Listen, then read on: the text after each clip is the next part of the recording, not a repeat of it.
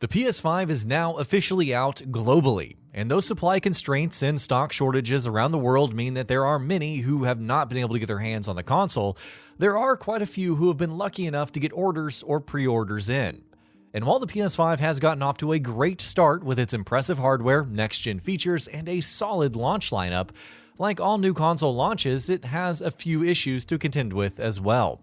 In this feature, we're going to talk about a few such issues, from big to small, that we're hoping will eventually be addressed by Sony in the coming weeks and months. Save backups. The PS5 has a few rather basic features and functionalities missing at launch, and though logic would dictate that it's only a matter of time before they're added in, during the console's launch period, these issues have been problematic for some. More specifically, the PS5 is fairly limited in how it lets you back up your save data, in that right now you can only do it via cloud storage, which in turn, you can only do if you're a PlayStation Plus subscriber. Unlike the PS4, there's no option to back up save data to external USB drives right now, which seems like a rather glaring omission. Storage space.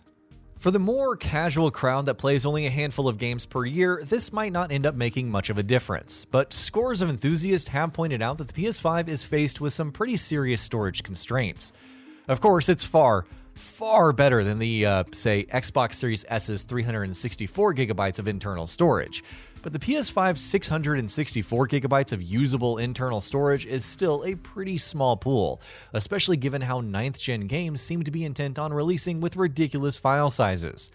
What makes things even worse is that external SSD expansions are not supported right now. Sony does, of course, plan on bringing support for that soon enough, so hopefully it won't be too long before that happens. No 1440p support. This one is a bit of a bummer, especially for what I imagine is a pretty sizable crowd of players who play games on 1440p monitors. The PS5 at launch only supports 1080p and 4K output. There's no middle ground support for 1440p.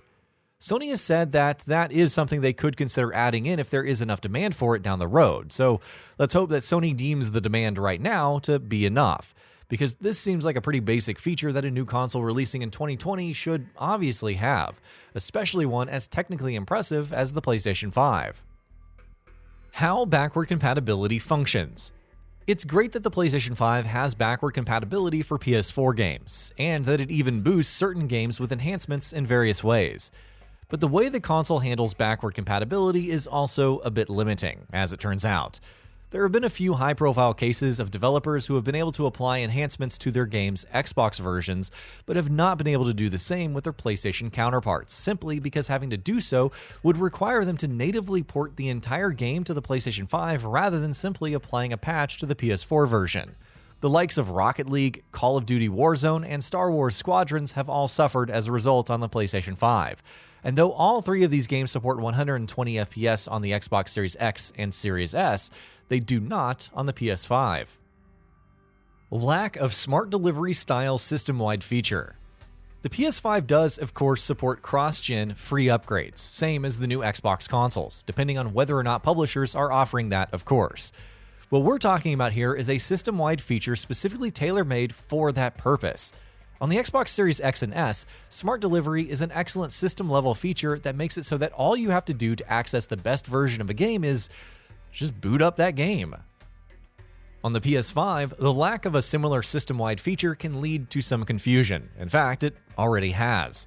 We've seen reports recently of various players accidentally playing the PS4 version of Call of Duty Black Ops Cold War on the PS5, since the PS5 version has to be manually selected in certain cases, and the game otherwise defaults to the inferior version. A feature like Smart Delivery that takes care of that stuff on a system level would have avoided any such silliness. The size. Mileage may vary on this front in particular, but honestly, the PS5 size is something we've been hearing complaints about since the moment Sony first revealed it. Those complaints have gotten louder in the lead up to the PS5's launch, and following the console's release, they've become nearly deafening. And you know what? They're not without merit. The PS5 is a massive console, regardless of whether you're placing it vertically or horizontally, to the extent that many might even struggle to find a place for it in their own entertainment units. Now, the aesthetics of a console are generally pretty superficial, both as pros and as cons, but in the case of the PS5, they do seem to be a bit more problematic than you'd expect. The base. Something else that the console makes a little more complicated than it needs to be is its base. If you place it horizontally, it's actually rather simple, it just functions as a clip-on. But placed vertically, it involves having to screw it on, removing its cap, securing that cap to the base itself, and sure, it's not exactly rocket science. Really, one look at the manual or an instructional video should be enough to tell you everything you need to know about the process, but it's still a bit more complicated than it needs to be. Not the end of the world by any means, though, so it is more of a minor issue than some of the others that we've talked about here. COIL WHINE. The PS5 is a very silent console, surprisingly so. And coming off the back of the rocket-propelled engines that were known as the PS4 and PS4 Pro, that silence is much, much appreciated. It's not completely silent though. For instance, the disk drive occasionally makes noises, as disk drives always do. More notably, some users have been reporting hearing humming noises from the console, which are most likely coil whine. This too isn't particularly loud and should be more or less completely ignorable if they do happen in your console. But it's an issue that some have reported, so hopefully Sony is already thinking of solutions for the same. Rest mode error. Of all the issues that we've spoken about in this feature, this one is probably the most dire. It's not too widespread, thankfully, but enough users have reported it that it's something of a concern. Essentially, putting your console in rest mode can trigger a major issue that crashes your console's entire database, basically bricking it, at which point no one but Sony can help you with next steps.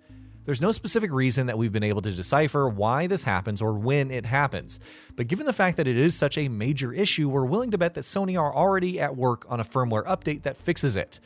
We hope they are, at any rate. PSVR. The PlayStation 5 does support PSVR, which is a great thing because there's a lot of potential in PSVR, and we're hoping to see Sony continue to make investments on that front. But much like backward compatibility, VR support on the PS5 seems to be limited. Basically, no native PS5 games support VR, and PSVR can only be played on the PS5 through backward compatibility.